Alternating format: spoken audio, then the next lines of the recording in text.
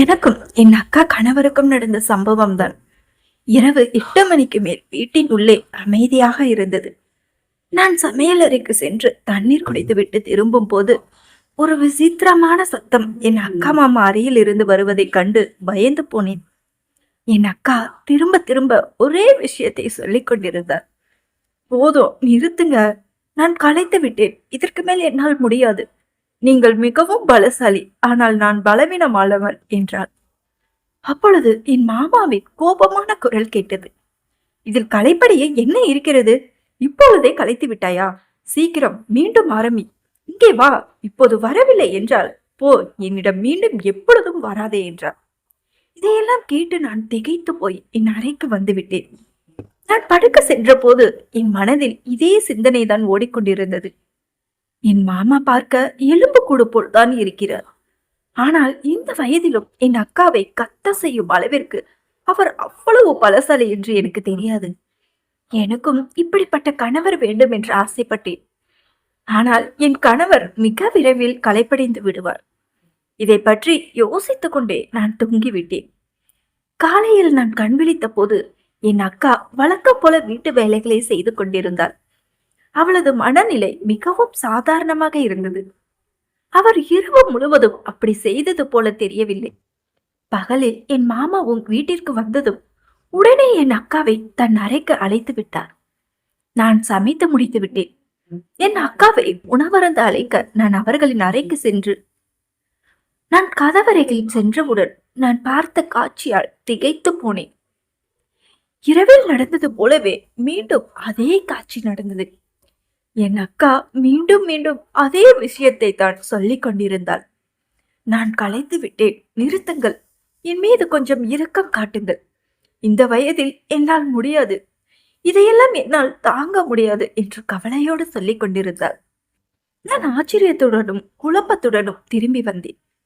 சமையல் அறைக்கு திரும்பி வந்த பிறகு என் மாமா அவ்வளவு பலசாலியாக இருக்க அவர் அப்படி என்னதான் சாப்பிடுகிறார் என்று நான் யோசித்துக் கொண்டிருந்தேன். அரை மணி நேரத்திற்கு பிறகு நான் மீண்டும் அவர்களின் அறைக்கு சென்றேன்.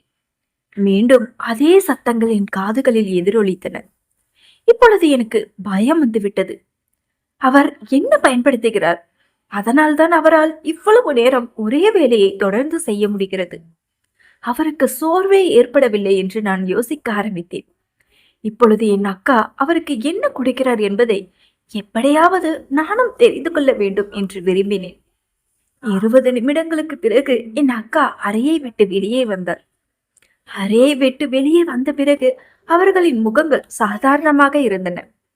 ஆனால் அவர்கள் இரு கைகளையும் தன் இடுப்பில் வைத்துக் கொண்டு மூச்சடைத்தபடி இந்த இடுப்பு வலி எப்பதான் என்னை விட்டு போகுமோ தெரியவில்லை என்று சொல்லிக் கொண்டிருந்தார். அவள் சொல்வதை கேட்டு நான் சிரிக்காமல் இருக்க மிகவும் சிரமப்பட்டேன். அவளிடம் ஏதோ சொல்ல போனேன். ஆனால் சொல்லாமல் நிறுத்திவிட்டேன். என் அக்கா மாமாவுக்கு என்ன கொடுக்கிறாள்? அதனால்தான் அவளுடைய பலம் இந்த அளவிற்கு அதிகரித்துள்ளது என்று நான் இப்பொழுது தெரிந்து கொள்ள விரும்பினேன். ஆனால் அவளை நான் கவனித்துக் கொண்டிருந்தாலும் அந்த விஷயத்தை கண்டுபிடிக்க முடியவில்லை.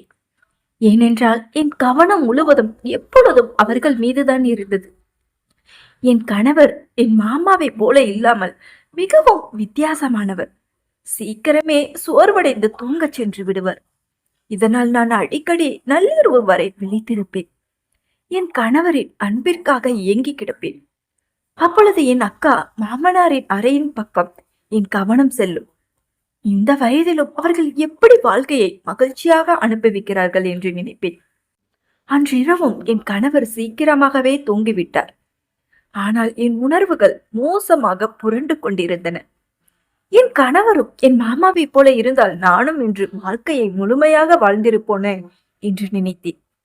அப்பொழுது என் அக்கா மாமாவை பார்த்து சொன்ன குரல்கள் என் மனதில் எதிரொலித்தன. இன்று இது போதும், விட்டுவிடுங்கள், எனக்கு போதும் என்று அவள் சொன்னது நினைவுக்கு வர என் உடல் எங்கும் அலைகள் ஓடின. அப்பொழுது என் மனதில் ஒரு யோசனை வந்தது. ஏன் நான் அவர்களின் அறையை எட்டி பார்க்க கூடாது? அவர்கள் இருவரும் என்ன செய்கிறார்கள்? என் மாமா என்ன சாப்பிடுகிறார்? அதனால்தான் அவருடைய பலம் உச்சத்தில் இருக்கின்றன என்று நினைத்தேன். என் அக்காவை கண்காணித்ததில் எனக்கு எதுவும் கிடைக்கவில்லை. அதனால் அவர் அந்த பொருளை நிச்சயமாக தன் அறையில் தான் ஒளித்து வைத்திருப்பாள் என்று நினைத்தேன். அதை பார்க்க நான் விரும்பினேன். அந்த நேரத்தில் அவர்கள் இருவரையும் பார்ப்பதற்காக என் மனம் துடித்துக் கொண்டிருந்தது. அவர்கள் என்ன செய்து கொண்டிருப்பார்கள்? நான் உடனே என் அறையில் இருந்து எழுந்தேன். அவர்கள் அறையின் காரையை நோக்கி எரிந்து கொண்டிருந்தது. அதாவது அவர்கள் இருவரும் இன்னமும் விழித்திருந்தார்கள். அப்போது ஜன்னலுக்கு வெளியே இருந்த போது அவர்களின் குரல்கள் மீண்டும் மீண்டும் கேட்க ஆரம்பித்தன. என் அக்கா தொடர்ந்து என் மாமாவிடம், இந்த வயதிலும் நீங்கள் என்னை தொந்தரவு செய்கிறீர்கள், என்னால் இதற்கு மேல் முடியாது என்று உங்களுக்கு தெரியும் என்று சொல்லிக் கொண்டிருந்தார். என் மாமா, இன்னும் கொஞ்ச நேரம்தான், இன்னும் கொஞ்ச நேரம் பொறுத்துக்கோ, பிறகு நான் உன்னை தொந்தரவு செய்ய மாட்டேன் என்றார். அதற்கு பிறகு என் அக்கா சிறிது நேரம் அமைதியாகி விட்டாள். நான் ஜன்னல் வழியாக எட்டி பார்க்க முயற்சித்தேன். ஆனால் ஜன்னலுக்கு முன்னால் திரைகள் போடப்பட்டிருந்ததால் சத்தம் மட்டுமே வெளியே வந்தது. வெளியே இருந்து எதுவும் தெரியவில்லை. இதை பார்த்ததும் என் மனம் சோர்வடைந்தது. சோகத்துடன் என் அறைக்கு திரும்பி வந்தேன். என் படுக்கையில் வந்து படுத்த உடனே என் கணவர் ஒரு விசித்திரமான பாணியில், இந்த நேரத்தில் எங்கிருந்து வருகிறாய் என்று கேட்டார். அவருடைய பாணி என்னை குழப்பமடைய செய்தது. நான் உடனே அவரை திருப்பி பார்த்தேன். அவர் தன் இடத்திலிருந்து எழுந்து அமர்ந்து என்னை விசித்திரமான கண்களால் பார்த்தபடி, நான் தூங்குகிறேன் என்பதால் நீ என்ன வேண்டுமானாலும் செய்யலாம், அது எதுவும் எனக்கு தெரியாது என்று நீ நினைத்தாயா என்றார். இந்த கேள்வியால் நான் தடுமாறி போனேன். என் உடல்நிலை சரியில்லை. என் தலை வெடிப்பது போல் இருந்தது. அதனால்தான் ஒரு டீ போட்டு குடிக்க கிச்சன் சென்றேன். இதில் என்ன தவறு இருக்கிறது என்று நடுங்கும் குரலில் கேட்டேன். ஒரு கணம் அவர் அமைதியானார். பிறகு சற்று மென்மையான குரலில், நள்ளிரவில் அறையை விட்டு வெளியேறி போகும்படி உனக்கு யார் சொன்னது? இனிமேல் உடம்பு சரியில்லை என்றால் என்னை எழுப்பிவிடு, தனியாக அறையை விட்டு வெளியே போக தேவையில்லை என்றார். இவ்வளவு சொல்லிவிட்டு என் மனதில் என்ன புயல் வீசுகிறது என்று தெரியாமல் அவர் மீண்டும் தூக்கத்தின் மடியில் ஆழ்ந்து விட்டார். நான் அவருடைய அன்பிற்காக இயங்கிக் கொண்டிருந்தேன். ஆனால் நானாக அவரிடம் போக எனக்கு தைரியம் இல்லை. நான் எப்போது உறக்கத்தின் பிடியில் சிக்கினேன் என்று தெரியவில்லை. இப்பொழுது நான் இரவு பகலும் அவர்களின் குரல்களை மட்டுமே கேட்டேன். அது என் மனதில் தீயை மூட்டியது. அவர்கள் அப்படி என்னதான் செய்கிறார்கள் என்று பார்க்க வேண்டும் என்று நினைத்தேன். என் கணவர் வெளியூர் செல்வதாகவும் ஒரு வாரம் பிறகுதான் வீட்டிற்கு திரும்புவார் என்றும் என்னிடம் தெரிவித்தார். அவர் இதை கூறிய போது என் மனதில் ஒரு நல்ல யோசனை வந்தது. இந்த யோசனையின் படி நான் நடந்து கொண்டால் அவர்கள் இருவரின் அறைக்குள் என்ன நடக்கிறது என்பதை நான் தெரிந்து கொள்ள முடியும் என்று நினைத்தேன். என் அக்கா மாமா மாலையில் உணவு சாப்பிட்ட பிறகு தோட்ட பகுதியில் நடந்து செல்வார்கள். அப்போது ஒருவருக்கொருவர் பேசிக்கொண்டும் இருப்பார்கள். இவர்களை பார்த்து நான் ஆச்சரியப்பட்டேன். கல்யாணமாகி இவ்வளவு நாள் ஆகியும் இவ்வளவு காலம் ஒன்றாக வாழ்ந்த பிறகும் அவர்கள் இருவருக்கும் இடையே அழகான நட்பு இருந்தது. சின்ன சின்ன விஷயங்களை பற்றி பேசிக் கொண்டார்கள். என் வாழ்க்கை அவர்களின் இருவரின் வாழ்க்கையில் இருந்தும் மிகவும் வித்தியாசமானது. இந்த வயதை அடைந்த பிறகும் கூட அவர்கள் இருவரும் இன்னும் வாழ்க்கையை முழுமையாக வாழ்ந்து கொண்டிருக்கிறார்கள். நானும் அவர்களை தொடர்ந்து கண்காணித்தேன். ஆனால் அவர்கள் இருவராலும் என்னை பார்க்க முடியாது. பிறகு இரவில் அவர்கள் இருவரும் அறைக்குள் நுழைந்தார்கள். எனக்கு தூக்கம் வந்தது. ஆனால் அவர்கள் இருவரையும் பார்க்க வேண்டும் என்ற ஆவலில் என் தூக்கத்தை நான் தியாகம் செய்தேன். பிறகு என் காத்திருப்பு முடிந்தது. அப்பொழுது என் கண்கள் கண்ட காட்சியால் என் உடல் முழுவதும் பதறியது. என் பெயர் யாழினி. என் குடும்பத்தில் என் பெற்றோர் அப்புறம் அக்கா தான். என் பெற்றோர் என் அக்காவை விட என் மீது அதிக பாசமாக இருந்தனர். என் பெற்றோர் என் ஒவ்வொரு ஆசையையும் பிடிவாதத்தையும் நிறைவேற்றினார்கள். நான் சிறு வயதிலிருந்தே சுயமரியாதையும் பிடிவாதமும் கொண்டவள். அந்த நேரத்தில் நான் கல்லூரி படித்துக் கொண்டிருந்தேன். அப்போதுதான் எனக்கு பிரியா என்ற பெண்ணுடன் நட்பு ஏற்பட்டது. பிரியா மிக நல்ல பெண். அவள் என் மீது மிகுந்த அன்பு வைத்திருந்தாள். அவள் ஒரு சிறந்த ஆளுமை கொண்டிருந்ததுதான் எனக்கு அவளிடம் மிகவும் பிடித்திருந்தது. அவள் என் அழகை பற்றி புகழ்ந்து பேசுவதும் அதை கேட்டு நான் மகிழ்ச்சியில் துள்ளி குதிப்பேன். கல்லூரியில் பலவிதமான ஆண்களும் பெண்களும் இருந்தார்கள். அங்கே பல காட்சிகளை பார்க்க கிடைத்தன. அதில் சில ஆண்கள் என்னை பார்த்து கண் எடுக்காமல் இருப்பார்கள். பெரும்பாலான பெண்களும் ஆண்களும் காதலர்கள் போல இருந்தார்கள். அவர்கள் பேசும் பொழுது, கை கோர்த்து சுற்றும் பொழுது அவர்களை பார்த்து என் மனதிலும் உணர்வுகள் தூண்டப்பட்டன. அவர்களை பொறாமையுடன் நான் பார்ப்பேன். அவர்கள் பார்ப்பதற்கு மிகவும் சாதாரணமான தோற்றம் கொண்டவர்கள். ஆனால் அவர்களின் காதலர்கள் அவர்கள் மீது எவ்வளவு அன்பு வைத்திருக்கிறார்கள். நான் யாருக்கும் குறைந்தவள் இல்லை. பல பசங்க தங்கள் காதலை என்னிடம் வெளிப்படுத்தினார்கள்.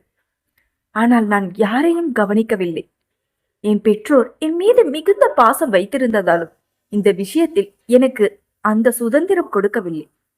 பெண்கள் ஆண்களுடன் நட்பு பாராட்டுவதையும் பேசுவதையும் அவர்கள் மிகவும் தவறாக கருதினார்கள். எங்கள் தெருவில் இந்த விஷயம் சாதாரணமாக இருந்தது. ஆனாலும் இதையெல்லாம் பார்த்த என் பெற்றோர் கோபப்படுவார்கள். என் வகுப்பில் ஒரு பையன் இருந்தான். அவன் என் மீது தீவிரமான காதல் கொண்டிருந்தான். அவன் என் பின்னாடியே அலைவான். என்னிடம் பேசுவதற்காக காரணங்களை தேடுவான். ஆனால் நான் அவன் முகத்தை கூட பார்ப்பதில்லை. அப்படிப்பட்டவர்களை எனக்கு கொஞ்சமும் பிடிக்கவில்லை. கடந்த சில நாட்களாக எனக்கு காய்ச்சல் இருந்ததால் நான் கல்லூரிக்கு செல்லவில்லை.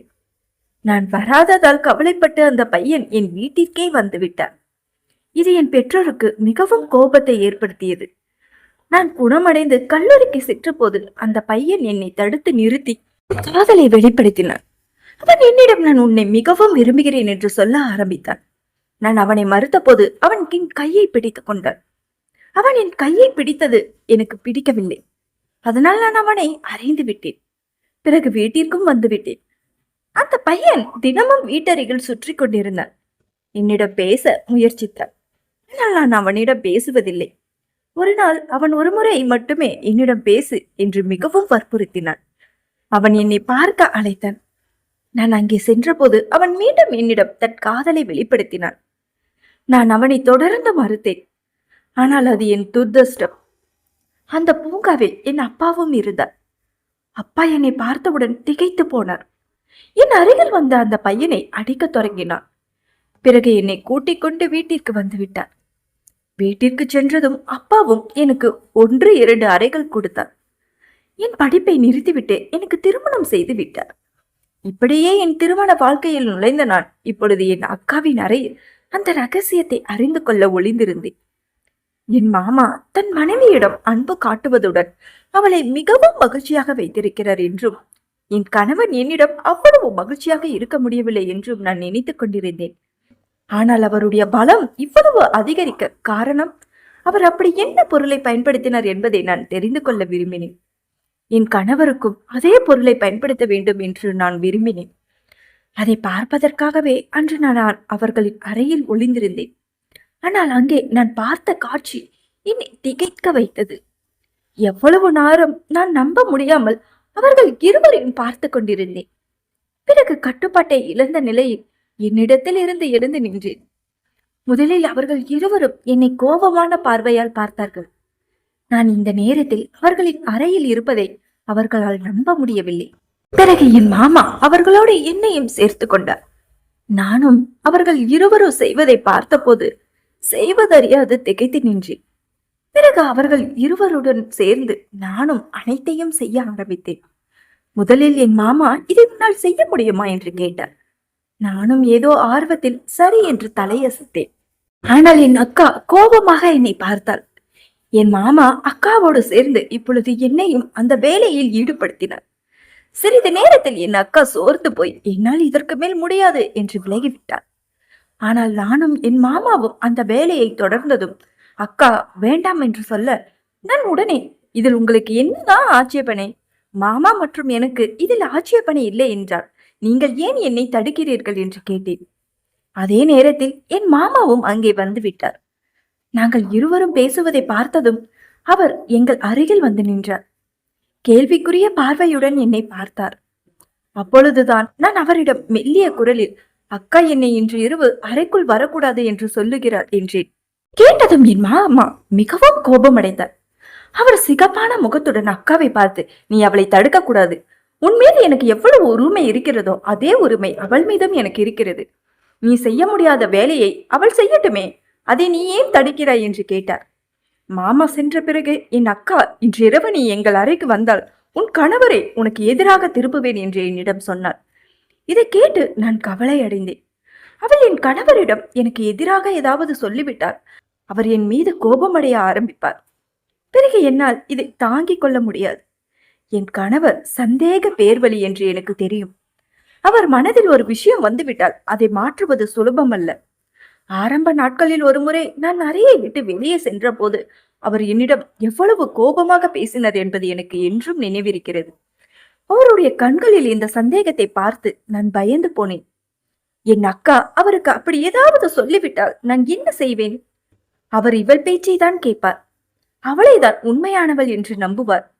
அதனால் என் அக்காவின் பேச்சை கேட்க வேண்டும். அவளுடன் ஒத்து போக வேண்டும். அவருக்கு கோபம் வர வைக்க கூடாது என்று நான் முடிவு செய்தேன். இதை நினைத்து கொண்டு நான் சாப்பிட்ட பிறகு சீக்கிரமாகவே என் அறைக்கு வந்து படுத்துக் கொண்டேன். என் அக்கா அறைக்கு சென்று நேற்று நான் அனுபவித்த அந்த அமைதியை இன்று இரவும் அனுபவிக்க வேண்டும் என்று என் மனது மிகவும் ஆசைப்பட்டது. ஆனால் என் அக்கா சொன்னது நினைவுக்கு வந்த போது நான் அமைதியாக இருந்து விட்டேன். அப்பொழுது கதவு தட்டப்பட்டது. நான் கதவை திறந்தால் எதிரே என் மாமா நின்று இருந்தார். அவர் ஆச்சரியமான பார்வையுடன் என்னை பார்த்து, நீ இன்று என் அறைக்கு வரப்போவதாக சொன்னாயே, இன்னும் ஏன் வரவில்லை என்று கேட்டார். அவர் சொன்னதை கேட்டு நான் யோசனையில் ஆழ்ந்து விட்டேன். எனக்கு உடல்நிலை சரியில்லை என்று சொல்ல ஆரம்பித்தேன். என் மாமா சிறிது நேரம் அமைதியான பார்வையுடன் என்னை பார்த்தார். பிறகு நீ ஏன் மறைக்கிறாய் என்று எனக்கு தெரியும் என்றார். நான் அவரை கேள்விக்குரிய பார்வையுடன் பார்த்தபோது அவர், நீ ஒருவேளை உன் அக்காவால் தான் இப்படி சொல்கிறாய், அவருடைய பயத்தால் தான் இப்படி இருக்கிறாய், கவலைப்படாதே, அவள் உன்னை எதுவும் செய்ய மாட்டாள். நான் அவருக்கு புரிய வைத்து விட்டேன். இப்பொழுது சீக்கிரம் வா, நான் உனக்காக காத்திருக்கிறேன் என்றார். அவர் சொன்னதை கேட்டு நான் மிகவும் மகிழ்ச்சி அடைந்தேன். ஒரு நிம்மதி அலை என் உடலுக்குள் இறங்கியது. உடனே நான் மீண்டும் மாமா அறைக்கு சென்றேன். அவர்கள் இருவரும் அந்த வேலையை செய்து கொண்டிருந்தார்கள். நானும் அவர்களுடன் சேர்ந்து விட்டேன். ஆனால் இன்று என் அக்கா நேற்றை விட சீக்கிரமாகவே களைத்து விட்டாள். கொஞ்ச நேரத்திலேயே அவள் மூச்சரிக்க ஆரம்பித்து என் மாமாவிடம், இன்று என் உடல்நிலை சரியில்லை, இன்று என்னால் இதையெல்லாம் செய்ய முடியாது என்று சொன்னாள். அப்பொழுது என் மாமா, உனக்கு என்னதான் பிரச்சனை? நாளுக்கு நாள் நீ மிகவும் குறைவான நேரம் தான் கொடுக்கிறாய், சீக்கிரம் களைத்து விடுகிறாய். இங்கே வா, நீ இப்பொழுது அப்படியே உட்கார்ந்திருந்தால் என்னை போல மோசமானவன் வேறு யாரும் இருக்க மாட்டார் என்றார்.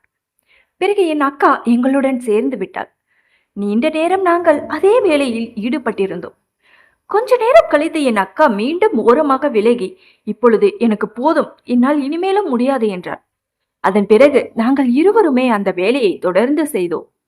பிறகு நீண்ட நேரம் கழித்து நான் முற்றிலும் களைத்து போன போது என் மாமா என்னை பார்த்து, இப்பொழுது நீயும் போ, நீ மிகவும் களைத்து விட்டாய் என்று சொன்னார். நான் என் படுக்கையில் வந்து படுத்த உடனேயே உறக்கத்தின் மடியில் சென்று விட்டேன். இன்று எனக்கு நேற்றை விட அதிக நிம்மதி கிடைத்தது என்று நினைத்தேன். இன்று என் கணவர் திரும்பி வந்திருக்க வேண்டும்.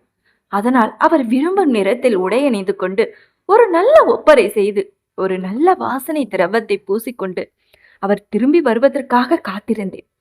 அப்போது அவரிடமிருந்து அழைப்பு வந்தது. தன்னால் திரும்பி வர முடியாது என்றும் இன்றும் அங்கேயேதான் இருப்பதாகவும் சொன்னார். இதை கேட்டவுடன் எனக்கு வருத்தமாக இருந்தது. அவருக்காக நான் இவ்வளவு ஏற்பாடுகளை செய்திருந்தேன். இன்று இரவுக்காக நான் என்னவெல்லாம் யோசித்திருந்தேன். ஆனால் அவர் வீட்டிற்கு வரமாட்டார். நான் இதை பற்றி யோசித்துக் கொண்டிருக்கும் போது மீண்டும் கதவு தட்டப்பட்டது. நான் கதவை திறந்த போது எதிரே என் மாமா நின்றிருந்தார்.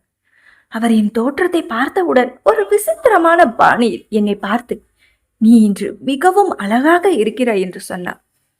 அவர் என்னை புகழ்ந்ததை கேட்டு எனக்கு சந்தோஷமாக இருந்தது.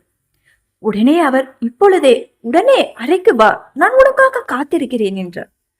நான் அவர் அறைக்கு சென்றேன். மீண்டும் நாங்கள் மூவரும் அனைத்தையும் செய்ய ஆரம்பித்தோம். இப்பொழுது எனக்கு தினமும் இந்த வேலையை செய்ய வேண்டும் என்று தோன்றியது. அடுத்த நாள் என் கணவரும் வீட்டிற்கு வந்து விட்டார். அவர் என்னிடம் தன் ஆவலையும் தன் காதல் கதைகளையும் சொல்ல ஆரம்பித்தார். நான் இல்லாமல் தான் எவ்வளவு கலக்கத்துடன் இருந்ததாகவும் என்னை எவ்வளவு நினைத்ததாகவும் சொன்னார். அவர் சொன்னதை கேட்டு நானும் மிகவும் மகிழ்ச்சி அடைந்தேன். கடைசியாக அவருக்கு என் உணர்தலும் என் தேவையும் ஏற்பட்டிருக்கிறது என்று நினைத்தேன். உடனே நான் அவர் கைகளில் என் தலையை சாய்த்து கொண்டு நிம்மதியாக தூங்கிவிட்டேன். நான் தினமும் என் கணவர் தூங்கிய பிறகு என் அக்கா மாமா அறைக்கு சென்று விடுவேன். நள்ளிரவு வரை நாங்கள் அதே வேலையை தொடர்ந்து செய்வோம். ஒரு நாள் இரவு என் மாமா அறையிலிருந்து என் அறைக்கு திரும்பி வந்தபோது என் கணவர் கடும் கோபத்தில் இருந்தார். அவர் என்னிடம் இரவில் அறையை விட்டு வெளியே போகாதே என்று உன்னிடம் சொன்னேனே, ஆனால் நீ என் பேச்சை கேட்கவில்லை. எங்கே போயிருந்தாய் என்று கேட்டார். நான் அவர் அருகில் அமர்ந்தபடி நான் என் அக்காவின் அறையில் இருந்தேன் என்று சொன்னேன். இதை கேட்டு அவர் திகைத்து போனார். இந்த நேரத்தில் நீ அவங்க அறையில் என்ன செய்து கொண்டிருந்தாய் என்று சந்தேக பார்வையுடன் என்னை பார்த்தார். நான் அவர்களுடன் எனக்கு வேலை இருந்தது, அதனால் தான் போனேன் என்று சொன்னேன். அவர் மௌனமாகி விட்டார். அதன் பிறகு அவர் எதுவும் பேசவில்லை. இப்பொழுது நான் 2 அல்லது 3 நாட்களுக்கு ஒரு முறை நிம்மதி அடைய அவங்க அறைக்கு போக ஆரம்பித்த போது என் கணவர் என்னிடம், நீ என்ன வேலை செய்ய உன் அக்கா ரூமிற்கு போகிறாய் என்று கேட்க ஆரம்பித்தார். நான் எதுவும் சொல்லாமல் அங்கிருந்து செல்ல ஆரம்பித்தேன். அப்பொழுது அவர் என்னை பிடித்து இழுத்து கட்டிலில் தள்ளினார். கோபத்துடன் பேச ஆரம்பித்தார். என் கணவரின் இந்த கோபத்தை பார்த்து நான் பயந்து போனேன். பயத்தின் காரணமாக நான் சொல்ல போகும்போது திடீரென்று கதவு தட்டப்பட்டது. என் கணவர் சென்று கதவை திறந்தார். எதிரே என் அக்கா கணவர் நின்றிருந்தார். என் மாமாவுக்கும் என் கணவருடன் ஏதோ ஒரு வேலை இருந்ததால் என் கணவர் அவருடன் சென்று விட்டார். நான் நிம்மதி பெருமூச்சு விட்டேன். ஒரு இரவு நான் அக்கா மாமா அறைக்கு சென்ற போது என் கணவர் தூங்காமல் இருந்திருக்கிறார். அவர் என்னை தேடிக்கொண்டு அவங்க அறைக்கு வந்து விட்டார். நாங்கள் அந்த வேலையை செய்வதை பார்த்தபோது அவர் மிகவும் ஆச்சரியப்பட்டார்.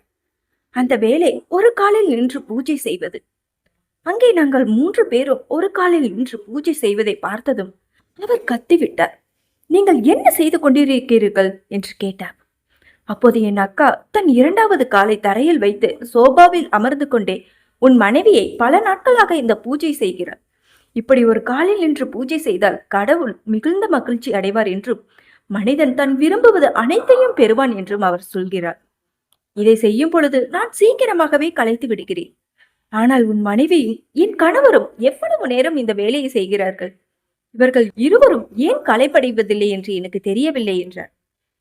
இதை பார்த்த என் கணவர் என்னை புன்னகையுடன் பார்த்து, ஆமாம், என் மனைவி மிகவும் நல்லவள். அவள் எந்த ஒரு குறிப்பிட்ட வேலையை செய்யும் போதும் களைப்படைவதே இல்லை என்று சொன்னார். இந்த வார்த்தைகளை அவர் மகிழ்ச்சியான பாணியில் சொன்னார். இதை கேட்டு நான் வெட்கப்பட்டேன். அதன் பிறகு என் கணவருடன் எங்களுடன் இந்த வேலையில் சேர்ந்து கொண்டார். இப்பொழுது நாங்கள் 4 பேரும் சேர்ந்து தினமும் இதே போல் ஒரு காலில் நின்று பூஜை செய்கிறோம்.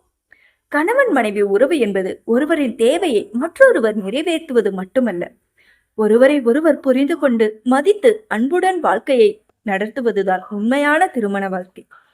வாழ்க்கையில் எத்தனை பிரச்சனைகள் வந்தாலும் அவற்றை மறைத்து வைத்துக் கொள்வதற்கு பதிலாக கணவன் மனைவி இருவரும் மனம் திறந்து பேச வேண்டும்.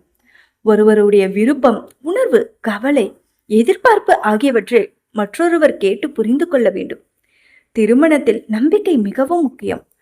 சந்தேகம் வந்தால் கோபப்படுவதற்கு பதிலாக அமைதியாக பேசி தெளிவு பெற வேண்டும்.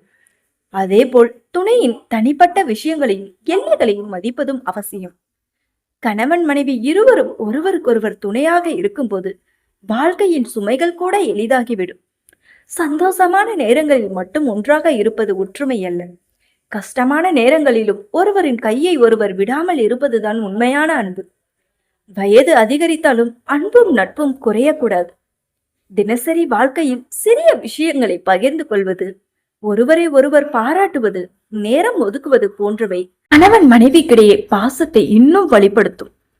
இந்த கதையின் முக்கியமான கருத்து என்னவென்றால், மற்றவர்களின் வாழ்க்கையை பார்த்து நம்முடைய வாழ்க்கையை ஒப்பிடாமலும் நம்முடைய துணையுடன் மனம் திறந்து பேசி உறவை அழகாக மாற்ற முயற்சி செய்ய வேண்டும். கணவன் மனைவி ஒற்றுமை என்பது ஒருவரை ஒருவர் கட்டுப்படுத்துவதில் இல்லை, ஒருவரை ஒருவர் புரிந்து கொண்டு மதித்து நம்பிக்கையுடன் வாழ்வதில் இருக்கிறது. அன்பும் நம்பிக்கையும் இருக்கும் குடும்பத்தில் எந்த பிரச்சனையும் நீண்ட நாட்கள் நிலைக்காது. உங்கள் துணையுடன் பேசுங்கள், அவரை புரிந்து கொள்ளுங்கள், அவருடன் நேரம் செலவிடுங்கள். வாழ்க்கையை மற்றவர்களுடன் ஒப்பிடாமல் இருவரும் சேர்ந்து உங்கள் வாழ்க்கையை அழகாக உருவாக்குங்கள். அதுவே உண்மையான திருமண வாழ்க்கை. நண்பர்களே, இது பொழுதுபோக்கிற்காக உருவாக்கப்பட்ட ஒரு கற்பனை கதை. இந்த கதை பிடித்திருந்தால் வீடியோவை லைக் மற்றும் ஷேர் செய்யுங்கள். நமது சேனலை சப்ஸ்கிரைப் செய்து கொள்ளுங்கள்.